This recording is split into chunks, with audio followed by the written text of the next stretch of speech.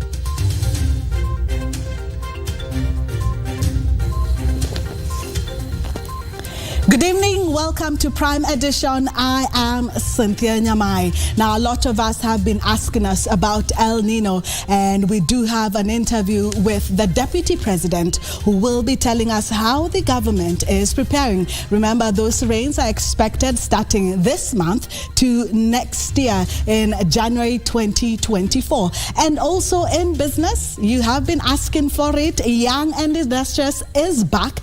This time we will be telling you about a young, youthful business person who has decided to try technology in agriculture. And in sports, we will have all the action for you that will be coming up after an interview that will be live right here in studio. But first, let's have the highlights.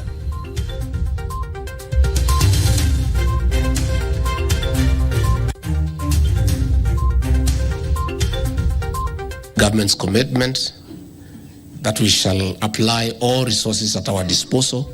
Mitigating the effects of El Nino, the government assures of adequate preparations and ropes in counties in the strategy.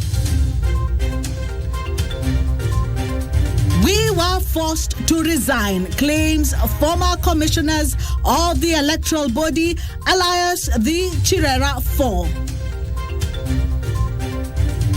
Basket weavers in Lodwar lament over lack of markets for their commodities.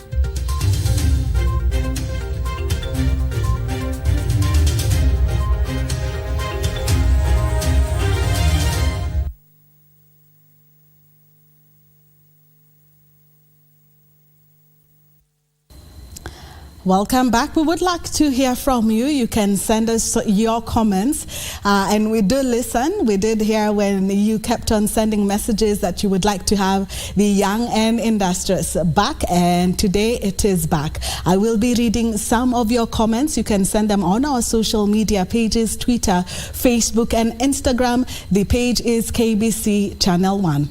Now, Deputy President Rigathi Gachagua has assured the country of the government's preparedness ahead of the El Nino rains predicted to begin this month up to January 2024. The Deputy President called for prudent use of funds and urged county governments to work with the national government to mitigate the effects of the phenomenon. He made the remarks in Karen, Nairobi, upon convening an El Nino response impact mitigation strategic meeting.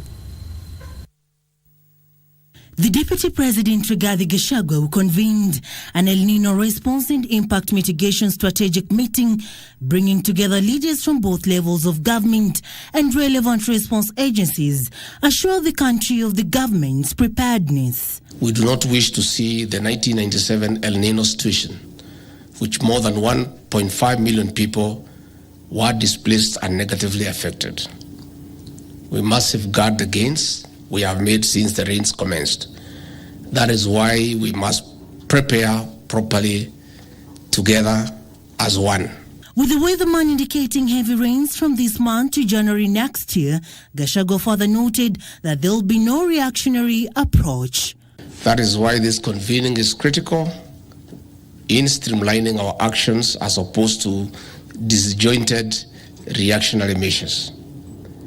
While it is the responsibility of government to protect life and livelihoods, inclusion of partners offers well-thought-out actions for better results.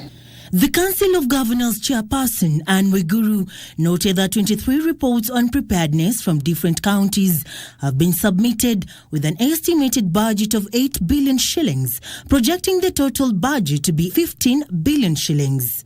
Out of the 23 counties that we already have an estimation of about 8 billion shillings. You can imagine by the time the others come, we'll probably be at 15 billion shillings that will be required to fund this El Nino preparedness and response activities.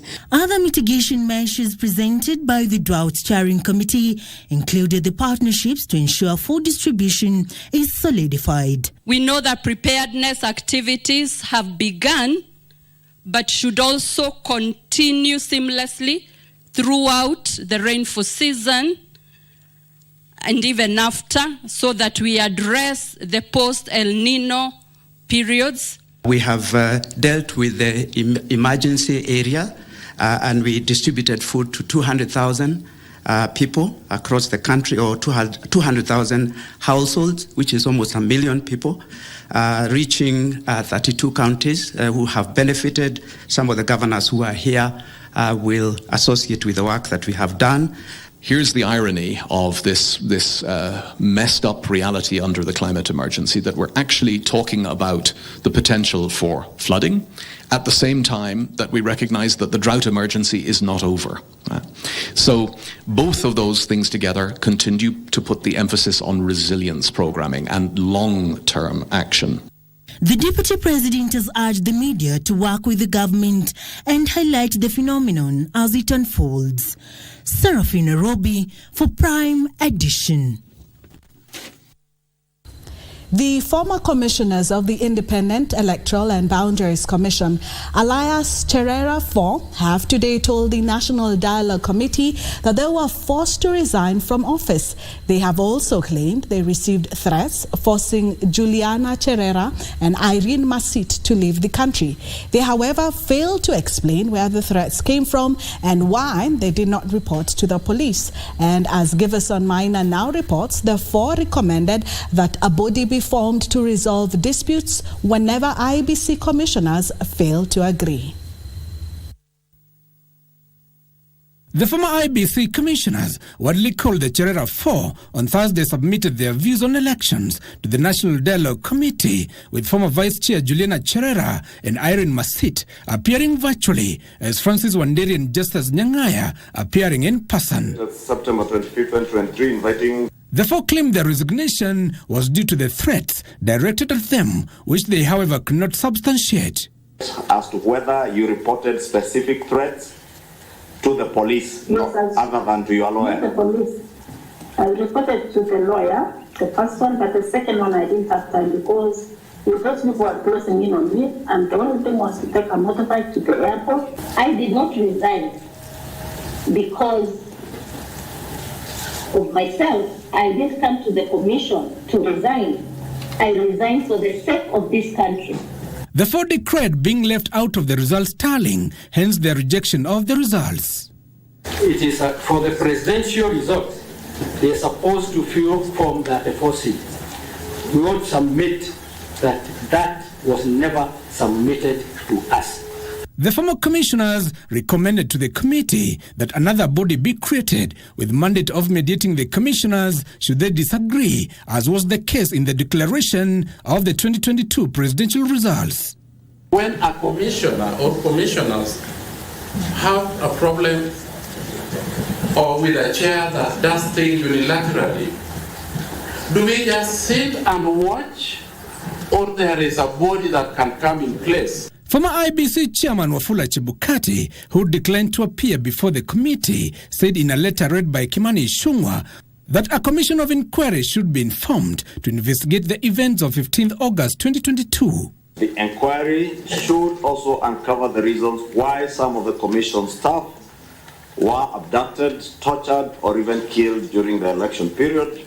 Former Attorney General Githu Muigai proposed an extension of the period set for the Supreme Court to hear and determine a presidential election petition. When we wrote the Constitution here in Bomas, we thought that putting timelines in which by which the court must determine the dispute, we were making sure that the country would be stable, that a transition would be done quickly. We were wrong. It now turns out, in my experience, that this time is not enough. Other submissions were made by Transparency International and Gemawado Association. The submissions by former commissioners of the IEBC have today caused a heated debate with members of the National Dialogue Committee inquiring whether the manner in which they were appointed had a hand in the wrangles witnessed at the electoral body. Giverson Minor, Prime Edition at the Bomas of Kenya, Nairobi. To some good news now, Kenyans can now access the over 10,000 government services onboarded to the digital platform, an increase from the existing 320 services online. Speaking during the International Business Machine IBM Research Africa Lab's 10th anniversary celebrations at the Catholic University of Eastern Africa in Nairobi, President William Ruto said total digitization of government services will ensure efficiency, thus eliminating corruption and wastage of public resources. The president further noted that the government has made a deliberate decision to use technology through a partnership with the private sector to accelerate development programs.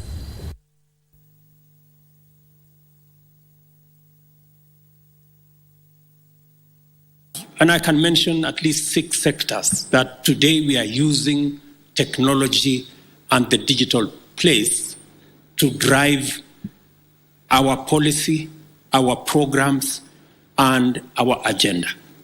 One, today we are having a robust conversation as Kenyans on delivery of government services using the digital space. We are moving our analog data, paper, and all manner of spaces into a digital platform. A group of women in Lodwar, Turkana County is appealing to the national and county governments to come to their aid and help them find new markets for their commodities. The Lodwar Basket Market Self-Help Group says it is still reeling from the effects of the COVID-19 pandemic and is in need of financial muscle to climb out of the economic hardships.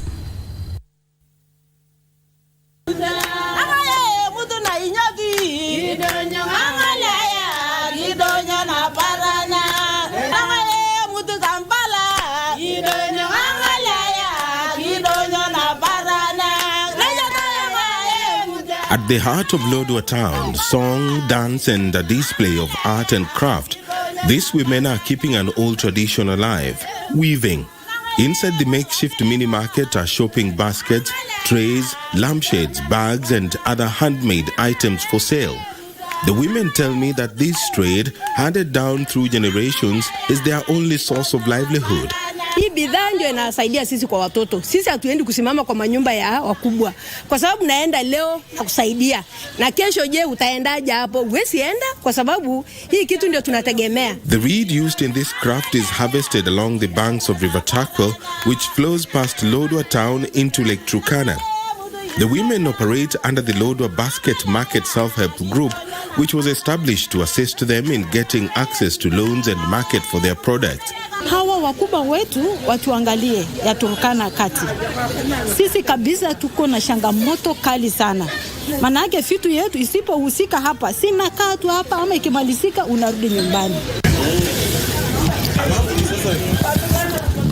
Lucy has mastered this art. She's preparing a bunch of reeds, readying them for the next step of the craft. She wants to weave a shopping basket. Just like our colleagues here, Lucy says business is not doing very well at the moment. Hii kazi imerudi chini kwa sababu hakuna market. Tunaumia, tunakaa hapa tunatajia wale tunatoka huko. Kama hakuna tangu wakati ya corona mpaka sasa kuna kazi. Tunakaa hivi. Financial experts say that though the cottage industry grew significantly at the height of COVID-19, many businesses, especially in the rural areas, are struggling to leverage the online market.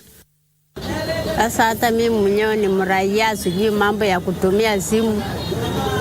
Sintapikana na wateja wenyewe wenye wanafika hapa ndio mimi napata. Wenye wako mbali ile wa simu, wenye wanajua mambo ya simu ndio wanaweza kupata hawa. These women say that they will keep weaving despite the myriad of challenges facing this skillful craft. And in their songs, they reach out to those they feel still hold the key to their much-needed financial breakthrough. For Prime Edition in Lodwar, Turkana County, I am Edward Kabasa. Senators have concluded the third edition of Senate Mashinani in Turkana County.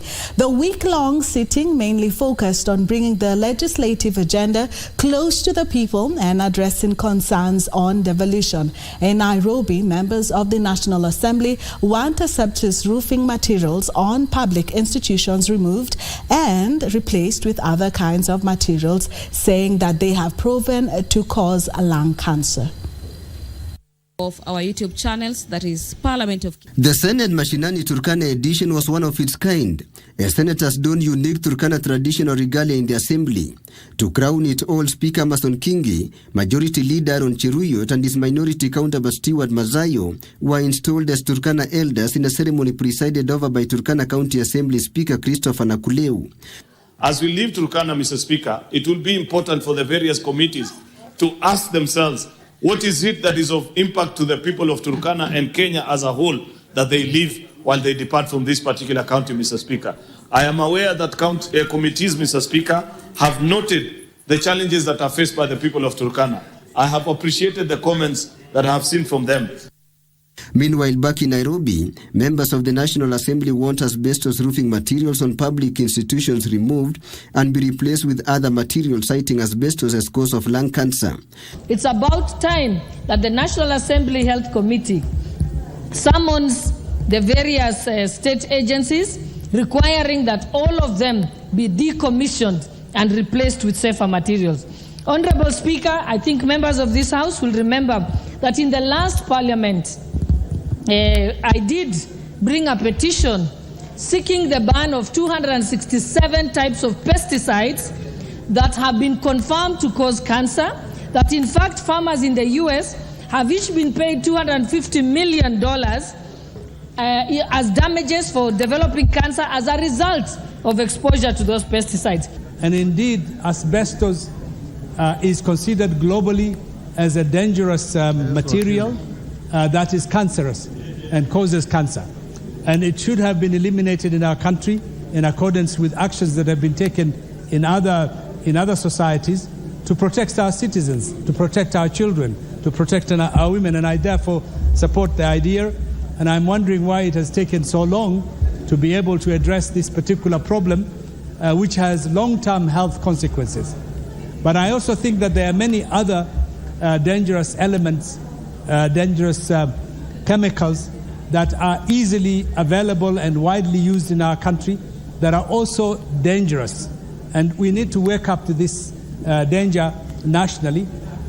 In spite of spending a lot of energy and time on expanding our universal health care, we should also be cognizant of chemicals that are going to cause diseases that would cost a lot of money and cost a lot of lives. And asbestos and some of these chemicals are some of those. While debating a petition by Wajir North legislator Ibrahim Abdi on the use of asbestos in public institutions in his constituency, the MPs regretted that many public buildings were still roofed with the dangerous material despite its ban in 2006. The National Assembly has also faulted the Kenya Rural Roads Authority KERA's plans to reduce the funding of constituency and critical roads in the next financial year without Parliament's approval. Appropriation of funds is only through Parliament and through the laws. Funds to KERA can only be changed in accordance with the Roads Act. If anybody wants to change it, the matter must be brought before this assembly and the Roads Act is changed. Madam Speaker, we are seeing a tendency in this country of this executive to actually do things against the law. It is not necessary for this executive to actually break the law. Tilio Marco for Prime Edition. The second Africa Health Harm Reduction Conference ongoing in the Moroccan city of Marrakesh is calling for resilience building in the face of rising casualties whenever disasters like earthquakes happen. The chair of Civil and Environmental Engineering Department at the University of California, Professor Etur Targli, says the more innovative ways are needed in dealing with natural disasters, including changing of building codes to ensure safety in the face of earthquakes. In his presentation on the topic, Achieving Seismic Resilience, Preparing for the Inevitable, Professor Etugul Tasiroglu said that earthquakes will continue to happen, hence the need for resilience building. And perhaps it's an aging system, so its functionality might be deteriorating, or you are improving your system and its capacity is increasing. And all of a sudden, an event happens. This event, like an earthquake, will drop its functionality. If you are resilient against a natural hazard like an earthquake, you will still have some residual functionality. If you don't have that, you run the risk of hitting rock bottom. The professor of civil and environmental engineering at the University of California, Los Angeles, says the recent earthquake disaster in Morocco, in which over 2,000 people perished, calls for reorientation on disaster responses, calling for a multidisciplinary approach. Design some structures like that, like nuclear power plants or main bridges. If they fail, everybody suffers a lot. But for other structures, our objectives are a little bit less. So for residential buildings, we allow some damage to happen, like cracking of concrete, etc., but no collapse. He is urging engineering students and scholars to venture into multidisciplinary areas including economics, social science, other disciplines of engineering in order to complement their engineering skills. So if you're studying civil engineering or you're trying to come up with earthquake resilient structures and infrastructure, you cannot go into your cocoon and only look at it from an engineering perspective. If you're a student in school, you have to train yourself in the multidisciplinary areas. You have to be able to understand economics, social science, other disciplines of engineering, because the disasters we're facing, earthquakes included, are all multidisciplinary problems. More than 83 countries with policy planners, researchers, and ministers drawn from Africa, Asia, and South America are attending the conference, being held under the theme Water, Environment, and Food Security. The second Africa Health Harm Reduction Conference began in Marrakesh, Morocco, centered around water, environment, and food security. However, following the recent earthquake, in which 2,000 people lost their lives, the discussion is now how to respond to disasters. I'm Judith Akolo in Marrakesh, Morocco. Just how is the high cost of living affecting Kenyans? Well, we will be sharing with you a report from Kipra with all the details. That and more coming shortly after the break.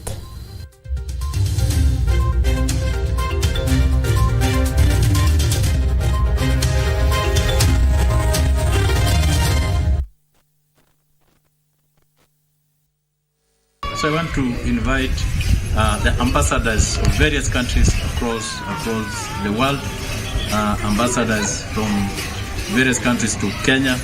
I want to extend the same even to our own president, who will become the guest of honor of this event, and the deputy president who will close the event.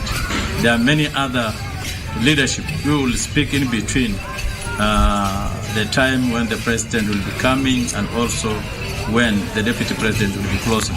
I want to ask the people of Turkana County to turn up in very large numbers, because the president of the Republic of Kenya will be coming and paying a visit to the headquarters and also trying to open a few projects from across Turkana County.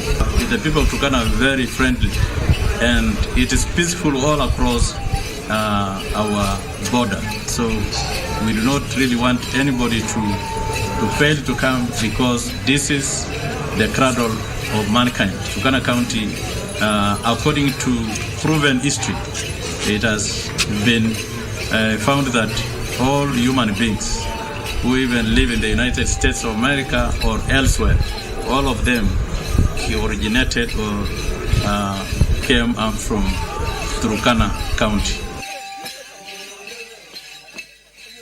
President Dr. William Ruto will launch Maisha Number on Monday, October 2nd, 2023, which will be the foundation for introducing the digital identification card in Kenya. Maisha Number is a unique personal number assigned to each individual that will be used from birth to death. Watch the event live on KBC Channel 1 this Monday at 8 a.m. from Nakuru County.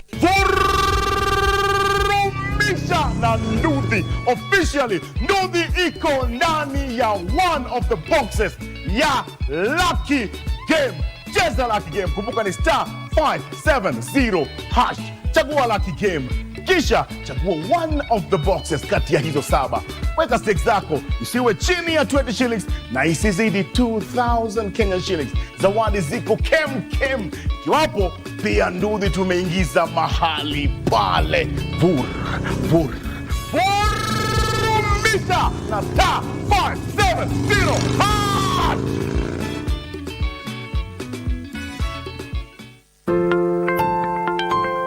Blow the whistle. As a responsible citizen, you can get involved in the war against corruption and report any incidences of bribery and corruption. And whenever you report, EACC assures you of utmost confidentiality. You can always report using any of the following ways. Use anonymous reporting system available at EACC website www.eacc.go.ke. Write a letter to the Secretary or CEO, EACC, PO Box 61130, Postal Code 00200, Nairobi. Make a call to 0729 888 881 or 882 or 883 or hotline number 020 271 7468 or fax 020 271 9757. You can likewise send an email to report@integrity.go.ke or reach us through our social media handles, facebook.com/EACC or twitter.com/EACC. You can also visit us at the EACC stand at the Nairobi ASK Showgrounds in Jamhuri or any of the EACC regional offices and Huduma centers across the country. EACC, tuangamize ufisadi, tuijenge Kenya. Kenya's tourism industry is on an upward trajectory. The sector is growing at a rate of 10% on a quarterly basis. And the projection for this year is that the sector will hit the 2 million mark by December this year. We really want to diversify the products. And in fact, we want to see whether we can get a 10 bucket list. Already, you know, we have a number of products that we are promoting. We have the beach, which is one of the products. We have the safari, which is, of course, the wildlife and so on. And then, of course, we have the mice, as I've indicated. But we want to try and go beyond that so that we look at what else is this that Kenya has that may not have been projected. This week on Inside Government, we are speaking to John Ololtua, the Principal Secretary in the State Department for Tourism. He'll be explaining to us what strategies have been put in place to attract the 5 million visitors by the year 2027. Watch the conversation right here on KBC Channel 1 with me, O'Brien Kimani.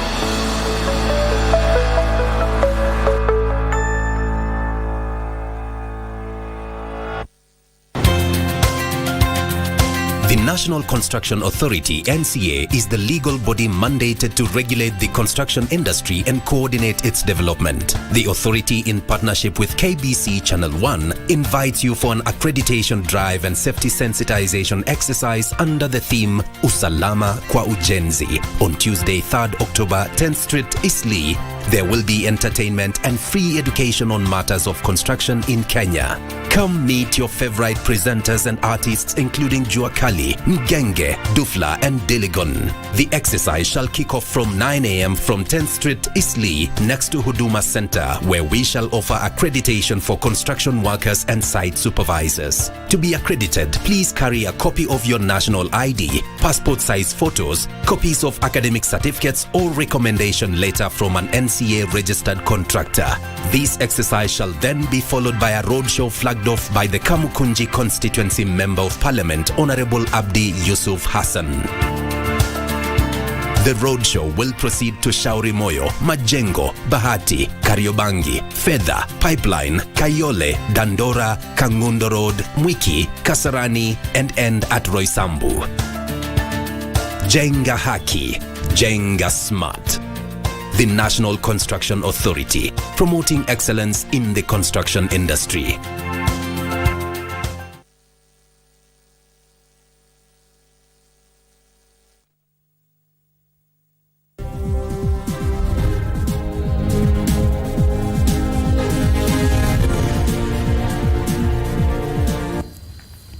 Welcome back. It is now time for business. The high cost of living is taking a toll on Kenyans, with many people finding it difficult to put a meal on the table. Statistics from the Kenya Institute of Public Policy Research Analysis show that despite an increase in the minimum wage of 12%, the overall cost of essential goods and services jumped 22%, clawing back the gains made in the minimum wage in 2022. Kipra statistics show that the economy dipped in 2022 to 4.8% from 7.6% in 2021. In 2022, the inflation rate increased beyond the policy band of 7.5% to hit 7.7% on account of higher food prices and higher fuel prices. The low-income household, who spend about 60% of their income on food. However, over the same period, the economy created 816,000 new jobs, mostly in the informal sector. The industry accounted for 73.2% of the jobs created in the country, while the education sector had the highest number of employees in the formal sector, accounting for 21% of all the jobs created. So anytime food prices go up, then cost of living increases, and the low-income earners hit or bear a heavy burden. Despite the creation of the new jobs, the latest report by Kipra indicates the minimum wage failed to match the high cost of living that ticked up by 22%, driven by high food and energy costs. I want to encourage actions at all levels, both at the national level and the county government's level, to consider the recommendations from the Kenya Economic Report 2023 by Kipra, and we reiterate some of the considerations and even examples that have been provided, and even the advisory solutions that we should take. So I reiterate that these recommendations support the bottom-up economic transformation agenda. Treasury Cabinet Secretary Professor Njuguna Ndung'u says the government is supporting food production and manufacturing by strengthening technology upgrade and capacity development to lower overall costs of manufactured food products, which accounts for 24.8% of consumer expenditure. Smart agricultural practices, strengthening kitchen garden technologies, and even post-harvest management are going to be very critical. And we should start with this season, which is going to be bumper. But unfortunately, we are not ready to deal with the post-harvest constraints that we face. Is going to be very, very critical. Kipra recommends strengthening the minimum wage policy in the informal sector as well as alignment of the minimum wage with the current cost of living. Regina Manyara reporting for Prime Edition. Thank you, Regina, for that report. Now, the government will equip breadbasket counties with dryers and build storage facilities to reduce post-harvest losses, which are partly blamed for food shortage in the country. Prime Cabinet Secretary Musalia Mudavadi says the government will also procure cold storage facilities to be used in the storage of highly perishable goods. According to the Food and Agriculture Organization, Kenya loses as much as 40% of farm produce due to lack of proper storage facilities and poor infrastructure in agricultural rich areas. A fertilizer was made available to very many farmers at affordable prices has bore fruit. We also want to make sure that this support is extended to farmers also at the post-harvest level, where they'll be supported by dryers or drying facilities so that the losses that could ensue, bearing in mind that the Met has advised us that there's a potential of El Nino, again is going to be a very critical intervention. The situation is coupled to improper use of inputs, poor processing and lack of transportation facilities. To curb this, the government is in the process of procuring dryers and storage facilities. The situation is expected to worsen with the looming El Nino rains later this year. The Kenya Meteorological Department has issued a warning of heavy downpours for the month of October to December 2023 across various parts of the country as a result of the El Nino climate phenomena. The heavier than normal continuous rains are to be experienced in almost half of the 47 counties. Mudavadi spoke at the ongoing Nairobi International Trade Fair, which is taking place at the Jamhuri Showgrounds in Nairobi. What this means is that those projected 50 million bags of maize in Kenya's food basket might actually perish if nothing is done about it in time. I'm Regina Manyara reporting from the ASK Nairobi Showgrounds for Prime Edition. A local startup is deploying personalized technology to assist smallholder farmers mechanize their farming. The startup is assembling handheld tractors, and listen to this, they can plow an acre powered by 4 liters of fuel. This is a power tiller, popularly known as a hand tractor. The tiller has attracted attention from smallholder horticulture farmers. It comes with a plow, a furrow opener, and a pair of rotavators, meaning you can plow, harrow, and make furrows with the same machine. This machine specifically suits small-scale farmers with the range of between 0 to about 8 acres. Using the tiller, one is able to plow an acre in 3 hours. For example, like the power tiller or the hand tractor can plow or till an acre within a period of 2 to 3 hours, consuming about 4 to 5 liters of diesel. The tiller is popular among those keen to swap the use of livestock to plow with a tractor.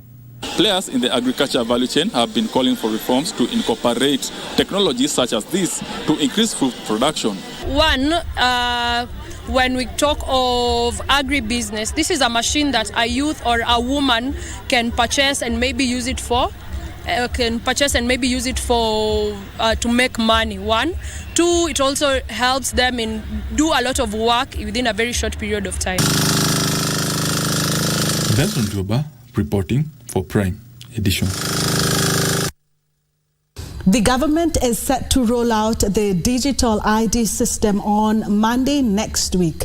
Immigration Principal Secretary Julius Bitok says the new and improved digital ID is fitted with security features, biometrics, and a digital signature and is not compulsory. However, for new applicants and those replacing a lost ID, it will be mandatory. President William Ruto tasked the Ministry of Information, Communication and the Digital Economy as well as the Department of Interior to roll out a digital identification system in 90 days. And now all is set for the rollout and Kenyans can start applying for the third generation ID as from Tuesday next week as the government begins to phase out the traditional physical ID. We are ready with the four-point solution: Maisha number, Maisha card, digital ID, and national population register. We are ready like yesterday. The electronic ID moving forward will be compulsory for those who are replacing and those who are new applicants. Bitok says the smart ID will be incorporated with security features and biometrics to facilitate safe and seamless access to a wide range of government services on the e-citizen platform and private sector. We have a second generation ID that is obsolete in technology, and we have provided a more secure card. When you have this virtual ID, you can be able to transact using your phone without any problem. And we are building trust around it. And we are saying the gateway to this digital ID is e-citizen. We say when you have the Gavam Koloni app, the e-citizen app, then you are able to enroll for your digital ID. Newborns will also have a unique identity card, which will serve as their birth certificate number, marking the beginning of a major shift in the registration of persons. Dubbed Maisha Card, the 14-digit unique personal identifier that is easily verifiable will be a lifelong personal identity number, mirroring the national social security number issued to U.S. citizens. It will be the number on their birth certificate, their number on names at the school. It will be the number at the university. It will be their ID number. It will be their KRA number. It will be their number for NSSF, NHIF, or SHIF for that matter.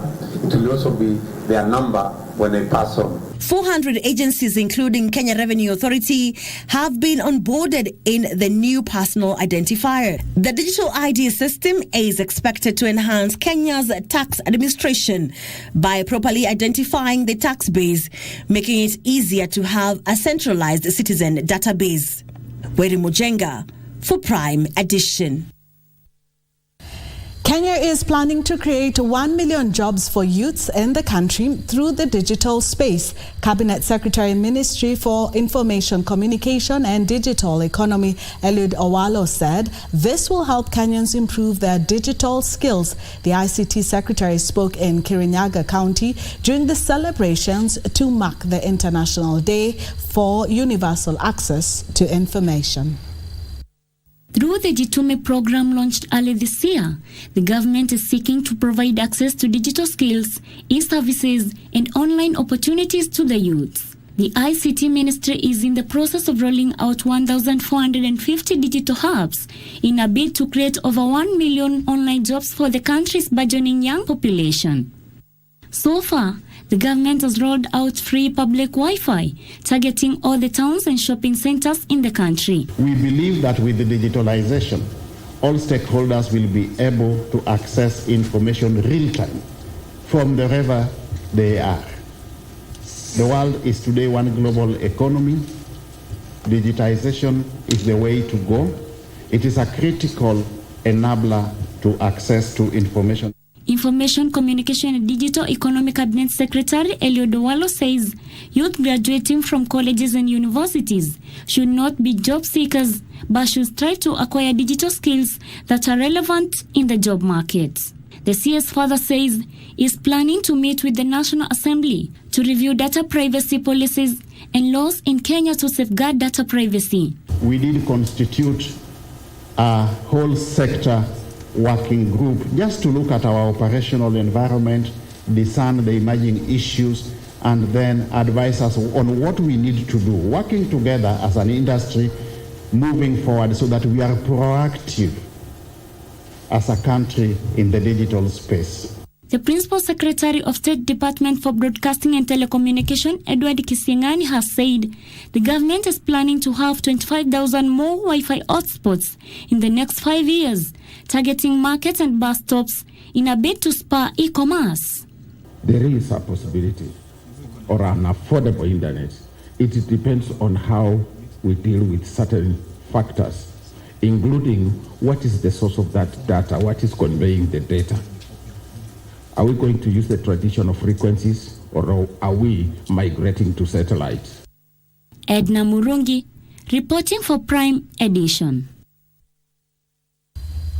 Are you interested in exploring the culture of the Keyo, Kipsigis, Nandi, Samburu, and Pokot? If yes, Kabarnet Museum should be your safari destination. Tonight on Magical Scenes, Irene Muchuma Odim highlights tourism attractions in Kabarnet, Baringo County.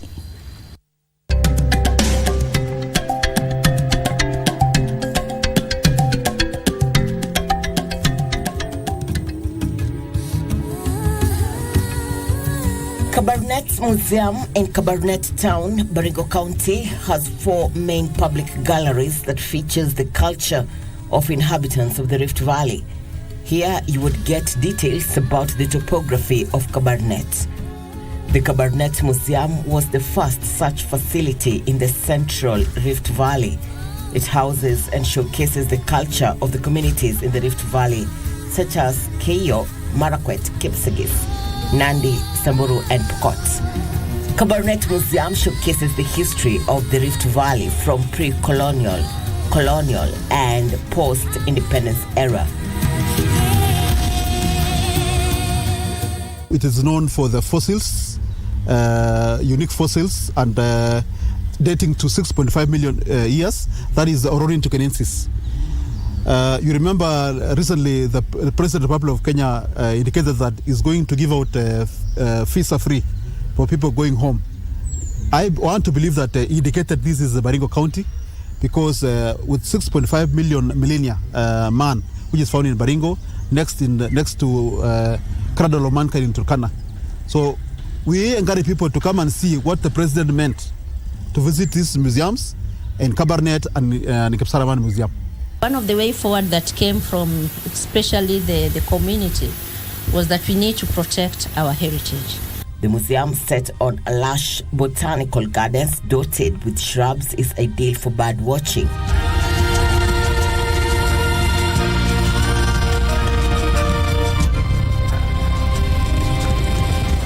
So going towards the festive season, we see the more and more tourists coming, especially the locals, appreciating what they have within.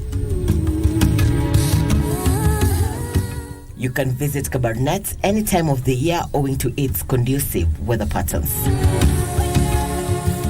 We also have our famous trademark soup, the Marubeni Mafoti soup. That is, you'll never miss it, and it's got the medicinal value.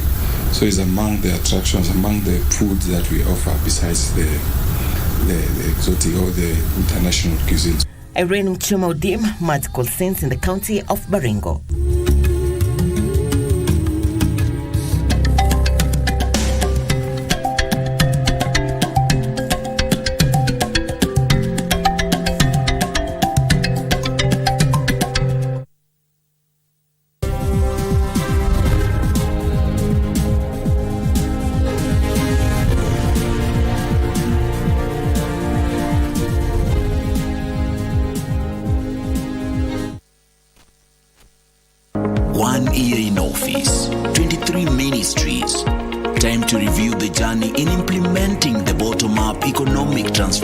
Agenda.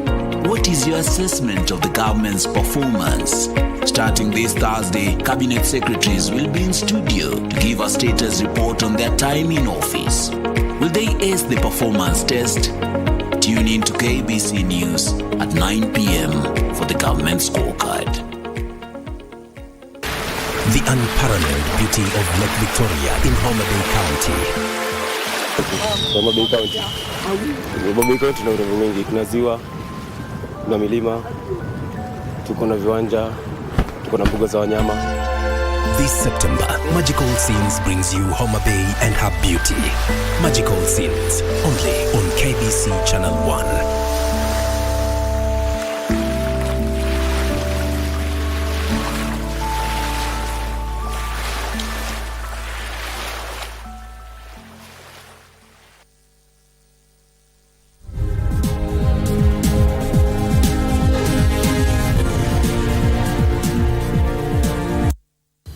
Welcome back.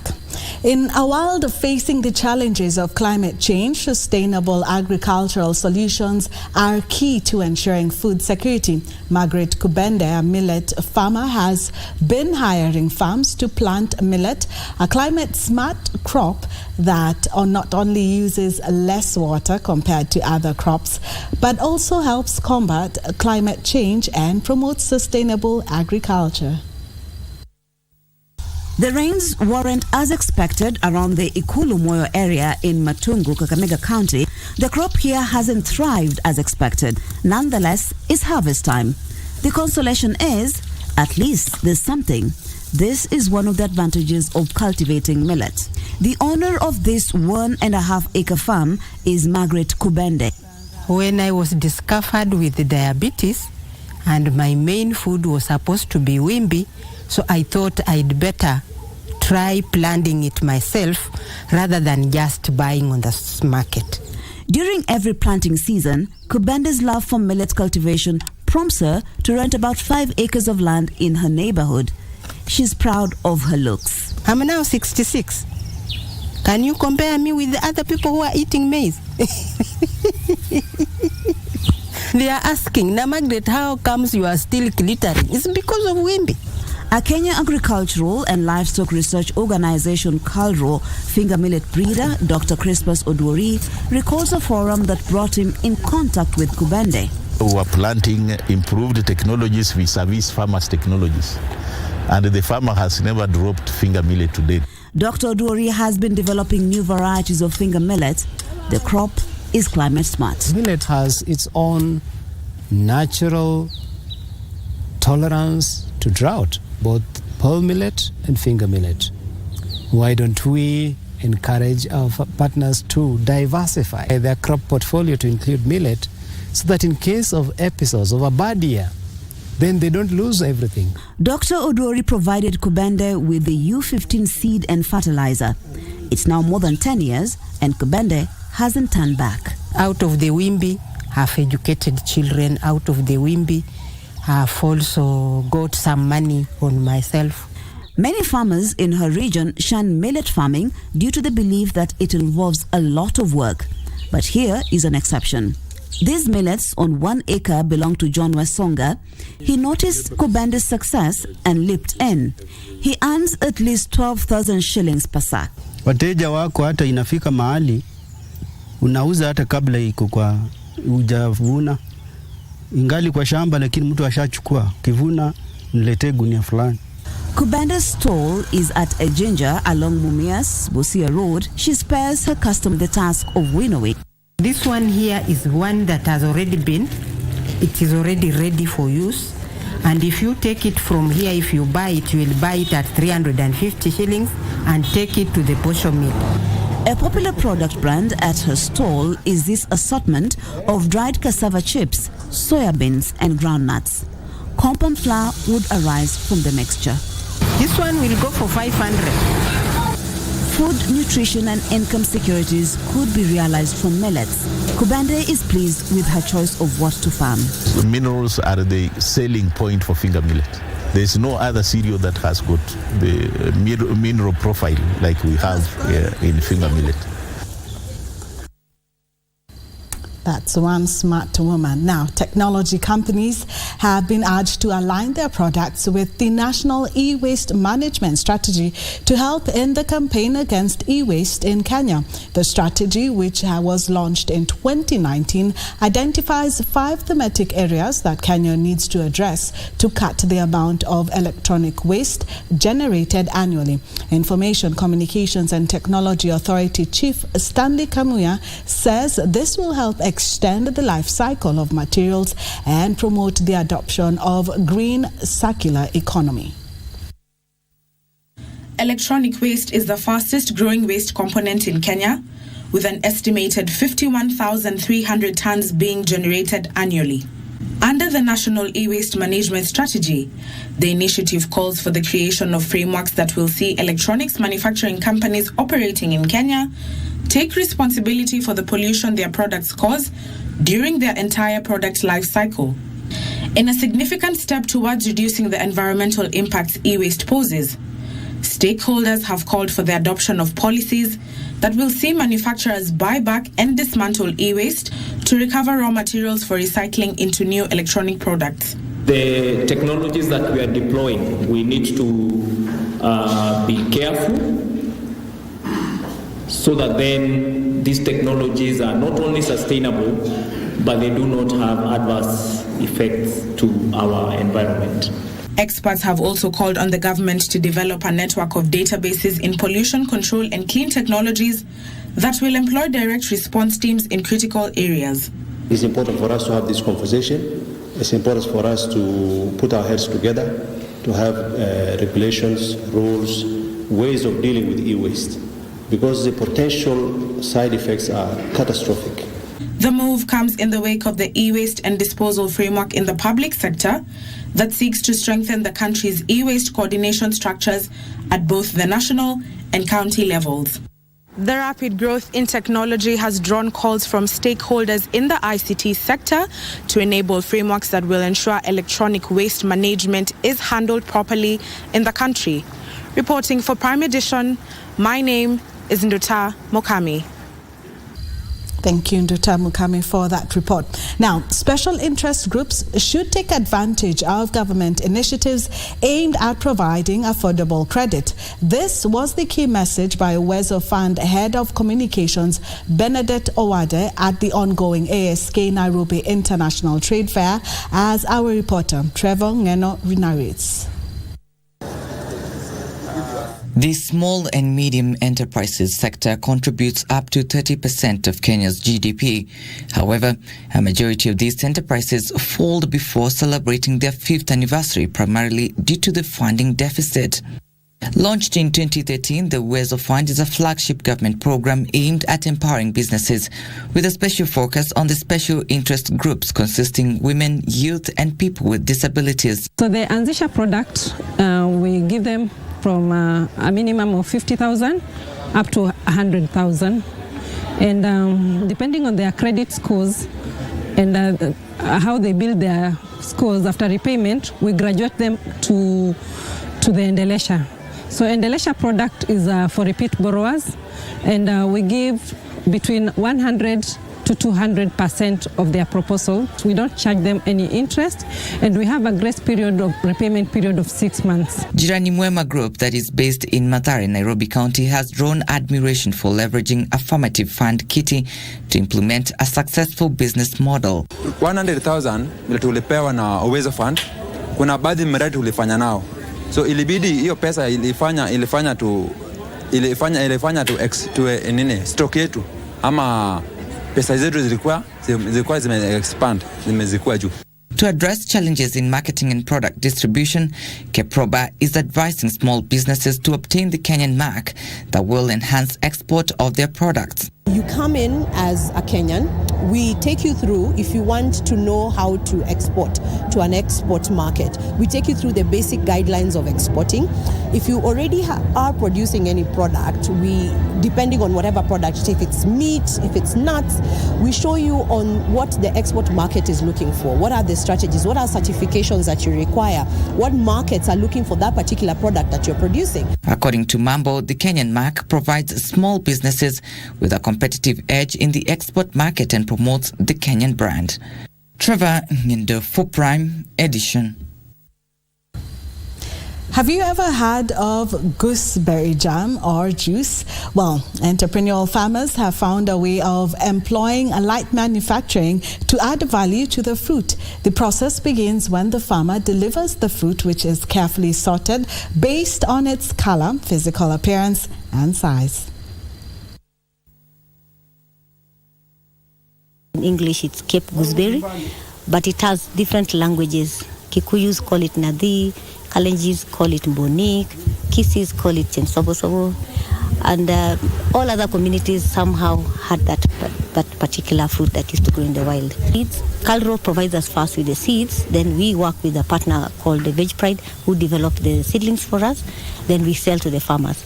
Then once farmers have bought the product, the seeds, they go and germinate, grow it, and then within 5 months, they are able to start harvesting. This is a crop that is a perennial crop that can grow throughout the year. But it just takes about 5 months for it to actually start yielding fruits. It's a crop that doesn't have a lot of requirements in terms of inputs. It doesn't require a lot of water. It's also pest resistant, so we hardly use chemicals to actually grow the crop. So it is a very easy and a good, productive and valuable crop for small-scale farmers to engage in. In terms of products, I think we had to engage experts who we work with. Kirdi is one of the organizations that we worked with, and Nairobi University, they've also been able to help us, and JQuat. So these are institutions that are heavily involved in researching to come up with this kind of products. And it just required an innovative mind to think of what can we do with the berry. All the products that are out here in the market, we can still use this berry to do all those products, but it just needs a bit of innovation and a bit of specialized people to come and develop those products. That's how we have been able to develop the jam. We have those sources, and all those things have just been supported by experts, food scientists who are out here. Those are the people who have been able to develop. The unfortunate bit is that gooseberry is a new product in the market, so most of the machines that we would have used have not been able to work for us.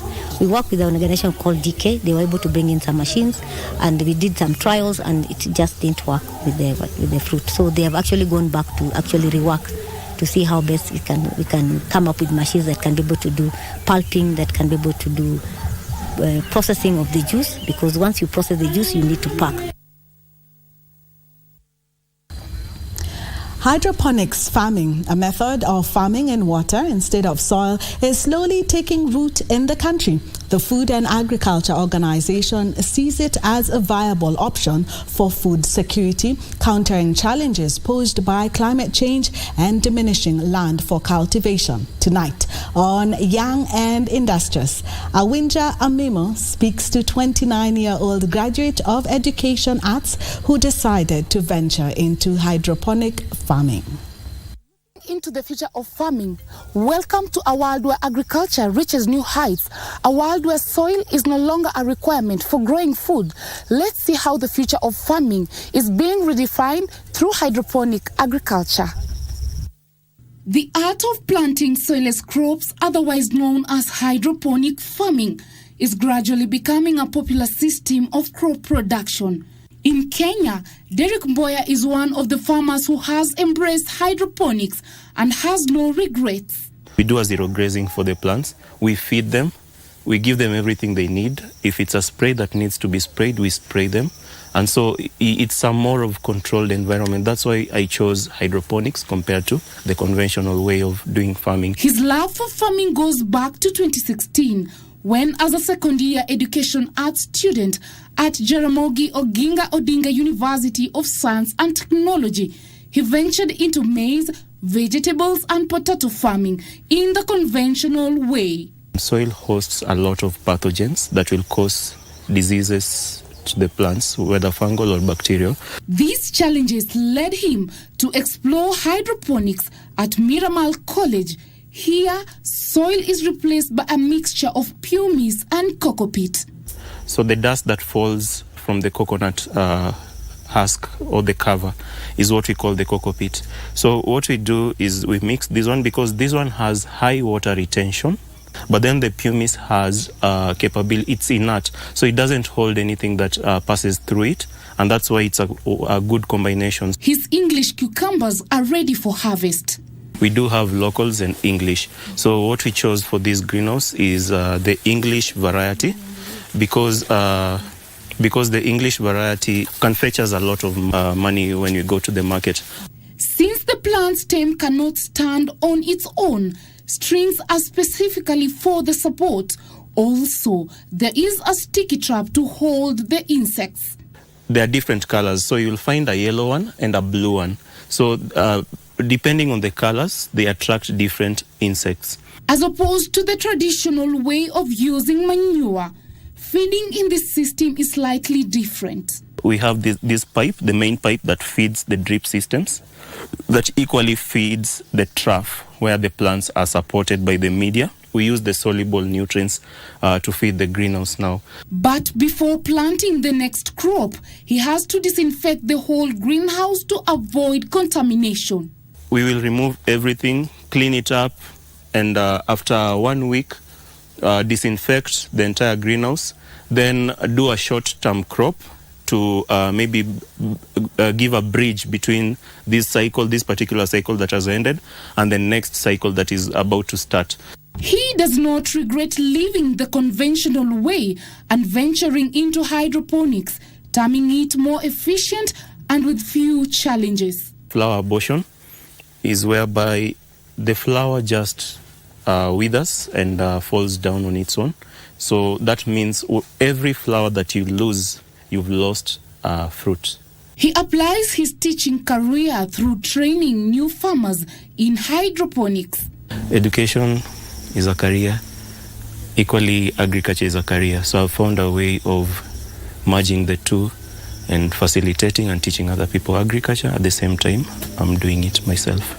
Hydroponic technology represents a promising and innovative approach to farming, especially in the urban setup. As this method continues to advance, we can expect a resilient and secure food supply. Awinja Amimo, reporting for Young and Industrious, KBC.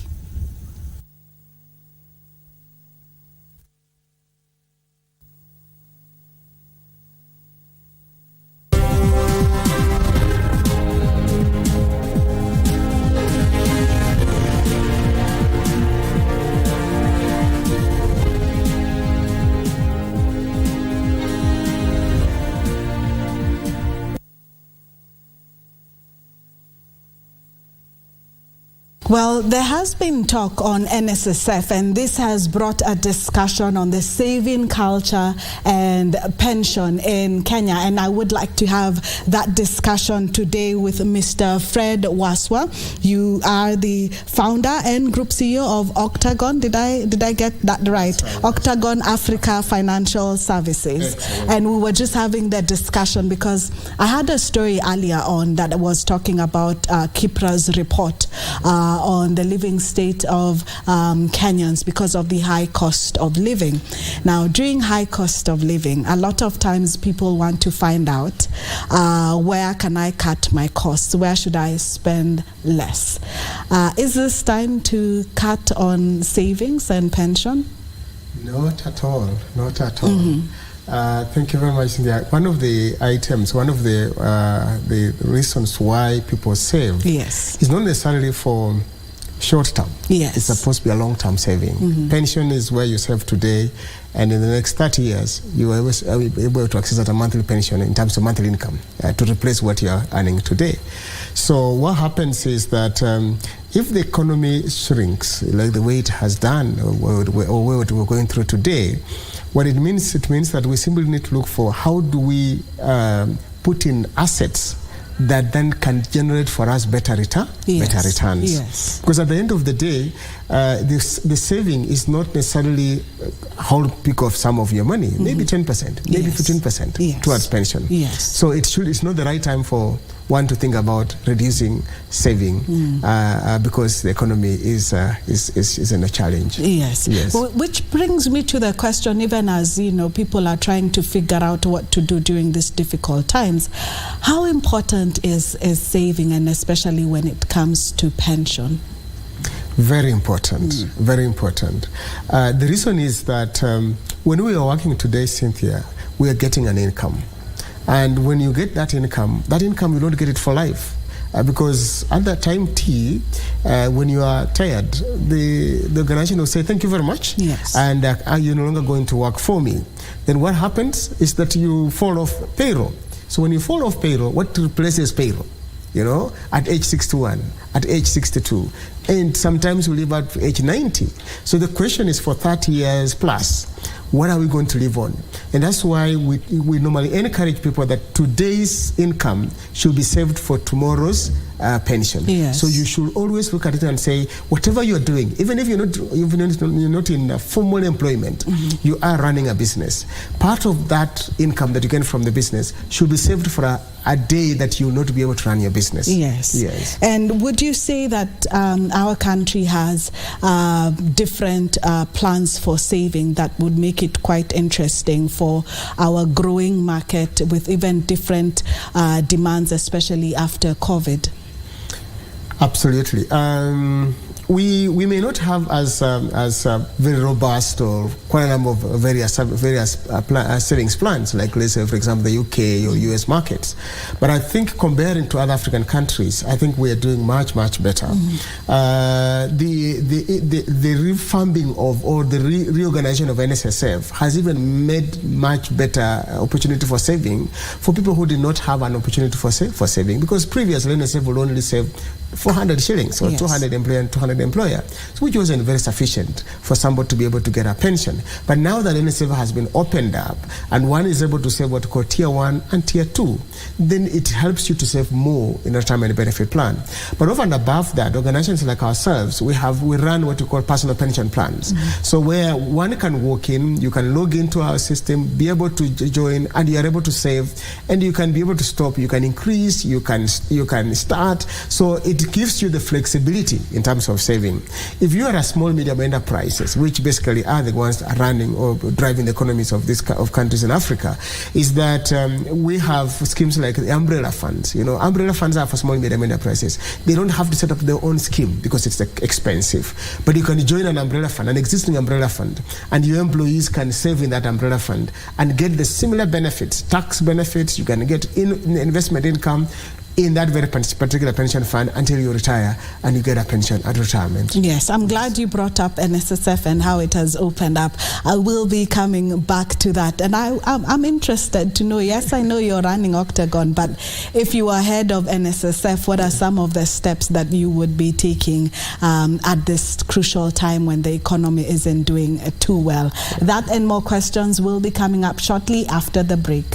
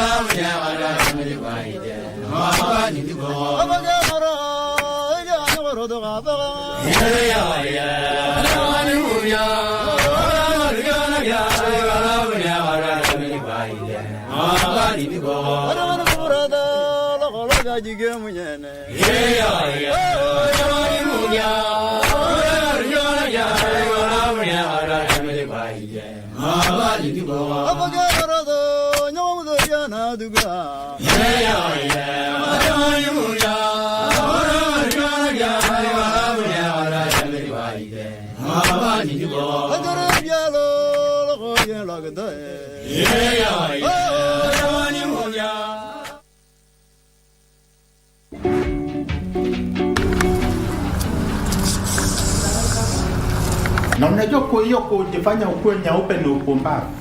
Unajua? Wewe wanajipotoa. Alafu wana change color wanakuwa maroon commandos. Tushaona mpaka uso vile imechomeka, unataka avue nguo alafu afanye. Ameweka kama zebra cross. Tumia hizo product. Nilijaribu lakini niliungua. Niliungua nikakuwa makaa mheshimiwa. Umesema hydroquinone? Mlikuwa na hewa wapi? It's a component in your product.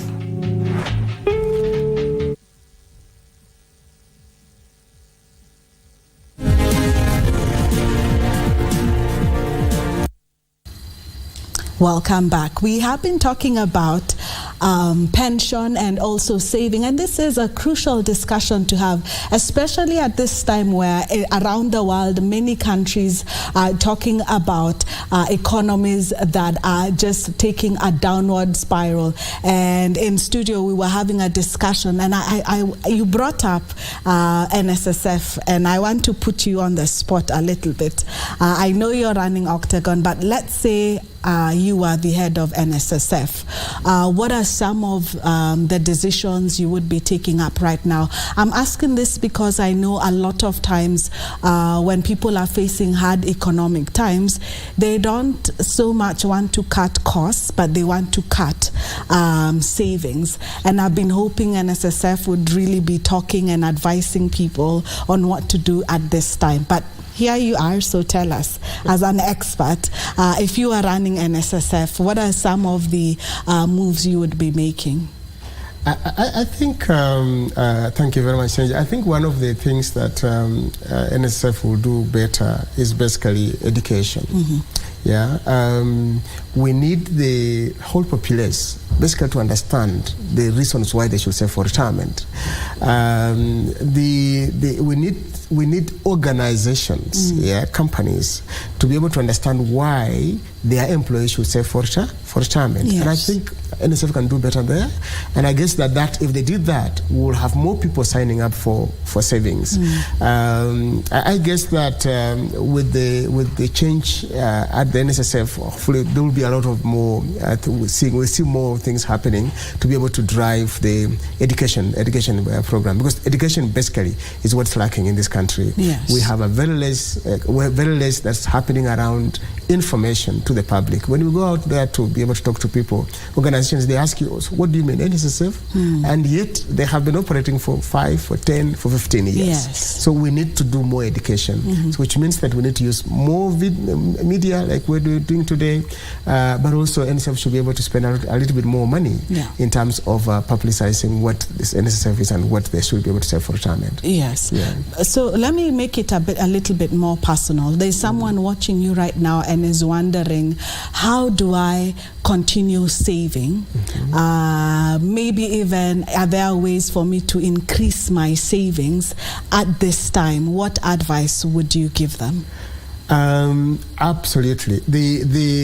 If you are saving, if you have been saving, it's time to be able to increase your savings. Because why is that? Right now, because of high inflation, the returns are being eaten up, so we're getting less returns. So which means you need to put more money to be able to get a better pension. At the end of the day, what happens is that whatever you save today is invested.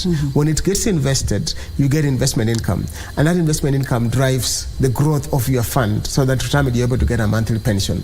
So I would advise that it's important to save, continue saving for retirement. Yes. So maybe even this is time to look for other revenue streams so that you can still continue. Correct. Yes. Yeah, recently we were talking about skills, and one of the things is that today, unlike people who were born at our times when they weren't internet, today there is internet. There is a lot of things that can happen around internet in terms of jobs, in terms of side hustles that people can do and increase their revenues and be able to still maintain their savings, and yet they don't get affected in terms of managing their cost. So it is time to be able to look out and say, what is it that I can do more to be able to get and be able to use for savings? And that is what we have been trying to help people to be able to make sure that they save for retirement. Talking about the young people, are we now seeing a different culture with the younger generation where they are learning early enough on the importance of saving for the future? They are. We're actually seeing that. We are seeing more young people, going into various savings platforms. In fact, for them, they're not just looking for pension, but when they come to you, they're asking, do you have a unit trust? Yes. Do you have, can I save? Can I buy shares? Can I buy bonds? So there is a lot more that is happening around young people, and we believe that that's a better culture or a good culture going forward, so that we're not only saving in land and plots. And the traditional ways of savings. We need to be able to drive ourselves into savings in terms of equities, in terms of bonds, in terms of unit trusts. So we are able to drive the economy of the country by raising capital for the country. Yes. And we've been seeing a lot of interest when it comes to even government bonds, a lot. Absolutely. Of people even sending in questions, a lot of queries even in the newspapers as the advertisements. elections are coming up. Correct. What is making people so interested in government bonds at this time? The increase in interest rates. The government is borrowing and borrowing and borrowing. What's happening is that the appetite for money by the government is increasing. So if it does, then they must pay more to get more money from the people. So today we are talking about interest rates up in the highs of about 17, maybe we'll go to 20%. So why would you put your money in a share that is going down because the stock market is not performing well, then put money in a bond that you get 17%? Yes. You get it? Yes. Why would you put money in a fixed deposit when you can put money in a bond? Yes. So most people now are looking towards bond as a better investment avenue. Yes. But of course, in the long term, normally bonds are not good for long-term investment because the rate of return is not better. Yeah. If you're looking at younger people, you should be looking more in terms of buying shares. Today, the stock market may be down, but this is the right time to be able to basically pick the stocks on the market, because then it helps you to be able to pick stocks when they are cheap. Yes. When they start moving up, then you start having gains and you make money on that very particular investment. As an advisor, is that an easy buy? Because that's more of a long-term investment. Is that an easy sell to make to your clients? I know. Right now, people tell you, I may not make money. Yes, yeah. But people who are buying today, they are the rich tomorrow. Yes. You know, you will buy a bond today. Today, the bonds are 2 years, 3 years, because the government also doesn't want to have long-term bonds. So in 3 years' time, 2 years' time, your money comes back to you. Yes, you know, yes. and the stock market maybe has gone up, so you have basically lost the opportunity. Yes. So even as you put in bonds, it's important that you also look at how much should I put in stocks. Yes, Yeah, yes. yeah. And for a young person listening to you and they're interested in the stock market, but they're wondering, I'm not earning as much. How little do you usually advise your clients they can start with? For you to, it's you can buy as little as 100 shares. That's the minimum you can buy on the stock market. You know, if a share is going at, let's say, 15 shillings, and you can buy 100 shares, you need 1,500 to be able to buy shares. So you can start buying shares with even 1,000 bob, you'll get some shares to buy on the stock market. You know, so it's not that you should have a lot of money. And one thing I always advise people is that to build a portfolio. Yes. Yeah, you don't go and buy one time because you need a lot of money. Yeah. Build a portfolio over time. So in the next 3, 4, 5 years, you have a portfolio that is good enough and stable. When the gains come up, you're able to get some good returns. Yes. A lot of investment companies now, and even when it comes to government bonds, are investing in technology and making it more accessible for people. Has that increased the appetite? It has, especially for pension schemes. Yes. Today we have a lot of people signing on pension schemes. We run a personal pension scheme called Octagon Personal Pension Plan. And what happens is that people are signing on the platform, because we have an online platform that is cloud-based. Everybody signing from all over the world. People staying in diaspora are also signing on those platforms. So it's helping to be able to reach as many people as we can. So technology has helped a lot in terms of driving savings, both on pension and other types of savings. Even buying shares. Today, young people are buying shares using platforms. Those days, we used to buy shares or paper. You go to a stockbroker and sign a paper and put an order to buy shares. But today, seated in your room, you can actually sign up for CDSC, and you can start buying shares at that particular time. Yes. Thank you so much for your insight. As I said, this is a critical discussion because when people are panicking and they're looking at watching the economy, sometimes they end up making the wrong decisions. And I really liked what you said, that perhaps this is even time to increase your savings and perhaps even begin to think about the different revenue streams that one can come up with. Absolutely. Thank you so much, Mr. Fred Waswa, for joining us tonight. And I like one quote that he said, those who are saving today are tomorrow's rich. Well, we will have more business stories for you coming up, and also sports after the break.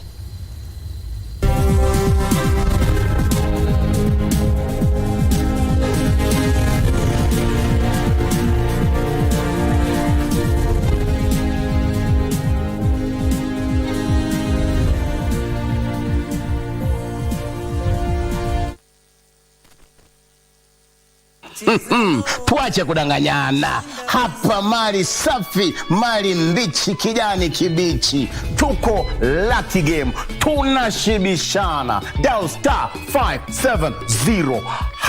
Chagua sanduku ya Lucky Game. Utapata sanduku 7 zinakungoja mahali pale. Chagua yako. Mali kibao, tuko na viti, tuko na vifriji hapa, tuko na TV, tuko na microwave, na pia tuko na chapa. All happening kwa *570#. Jishibishe.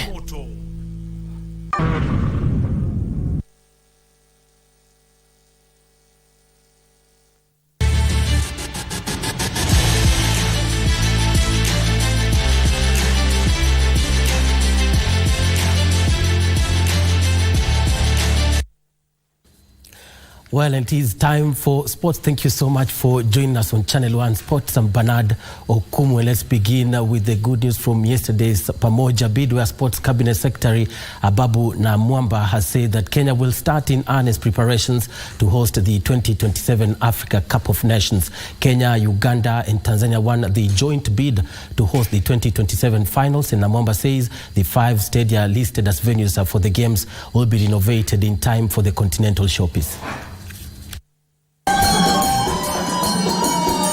After jetting back in the country from Cairo, Egypt, Sports Cabinet Secretary Ababu Namwamba said the construction of the Talanta Stadium at Jamhuri Grounds and the renovation of Nyayo, Kasarani, Buhungu and Kipchoge Keino Stadia will begin soon. Kenyans, to some extent, are justified to doubt, are we going to do it this time? Is it going to be taken away again? I am assuring you, this one is not going anywhere. Hii haiendi mahali, hii tunakufa nayo. FKF President Nick Mwendwa held the government's commitment to improve sports infrastructure in the country. Now the work begins, so thank you to everybody. Thank you to my colleagues that supported us. Thank you to Uganda and Tanzania on football, but most importantly, thank you for the investment and commitment that the government has made. Let's go do the job. Kenya is expected to host the AFCON 2027 showpiece at Nyayo, Kasarani, Buhungu and Kipchoge Keino stadiums, while Uganda has lined up Nelson Mandela, Nakivumbo, Akibua and Hoima stadiums. We have a good infrastructure development plan, and just to assure every Kenyan, every East African, that we have a joint monitoring mechanism to watch over preparations in every capital, in every country. Tanzania will host the matches at Benjamin Mkapa, CCM Kirumba, Jamhuri, Sheikh Hamri Abied and Amani stadiums. For Prime Edition Sports, I'm Daniel Mwendwa.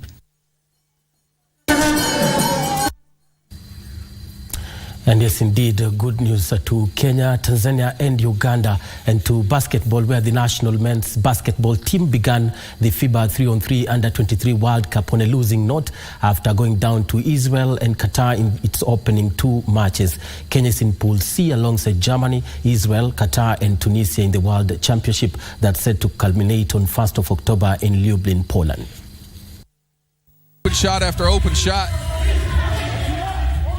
Brands Zioka, Trevor Opio and Elisha Ojwang scored 4 points each for Team Kenya, while Dennis Koja scored 2 points against the determined Israel side, who ended the game 21-15. Harrell's in the corner, and he saves the day.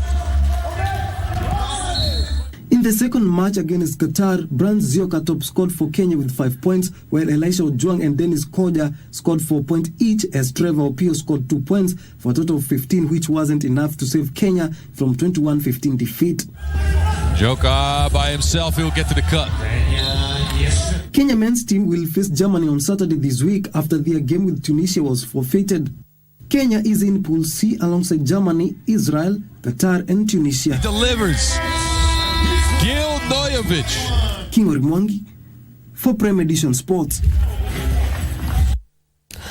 And the national team that will participate in the inaugural World Athletics Road Running Championship left the country Wednesday night ahead of the championship scheduled October 1st in Latvia. The team, comprising of 18 athletes, has been in residential camp at Kasarani readiness for the race.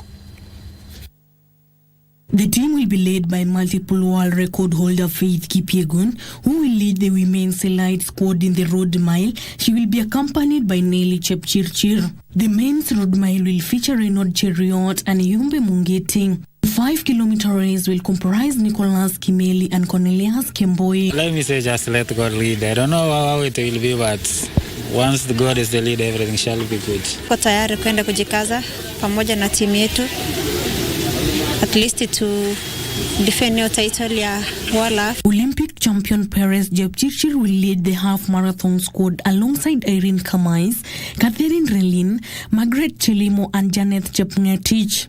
For Prime Edition, I'm Stella Onyango.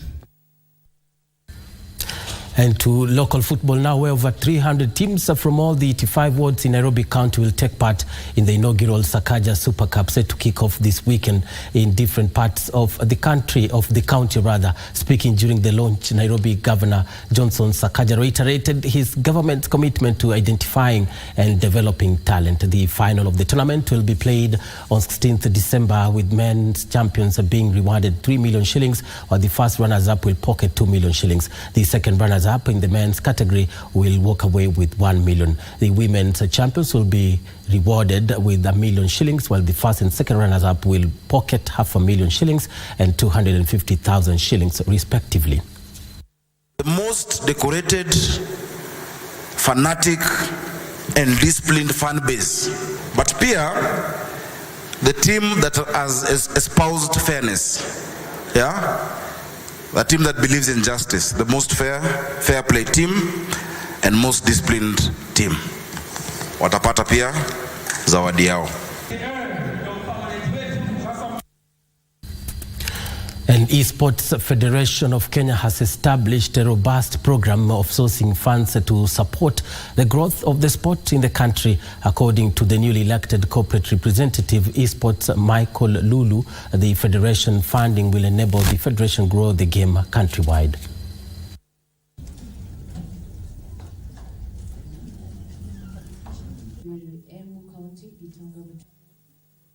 We will work with a lot of the technology companies, Microsoft and the likes, to see if we can, they can come into our country and build a bigger presence. Every 2-3 months, we will host different gaming events in different parts of the country, in an aim to find out, even first we need to scout who are the best players in the country.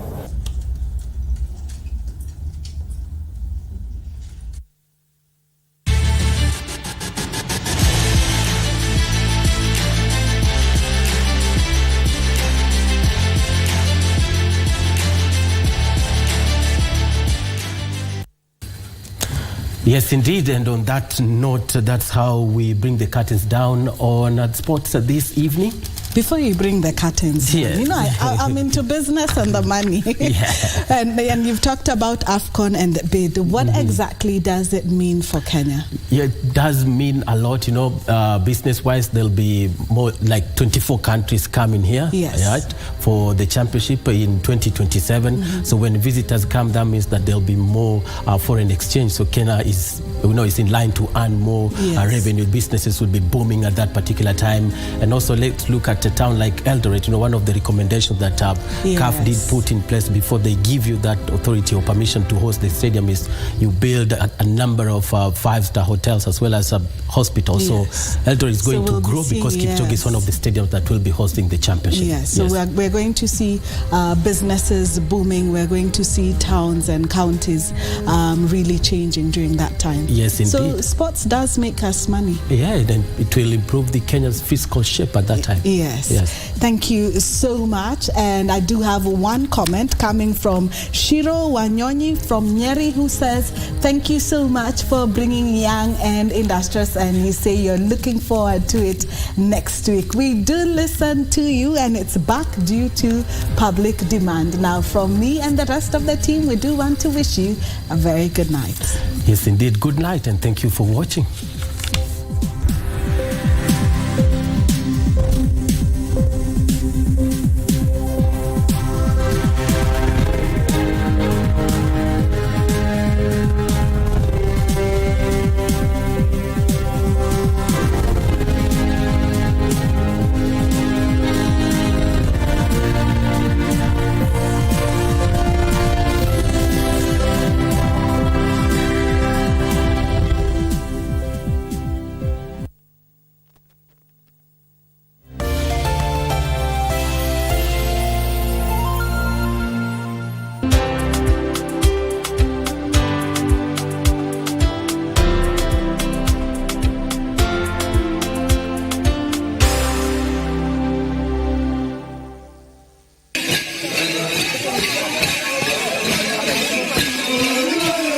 government of Turkana welcomes you to the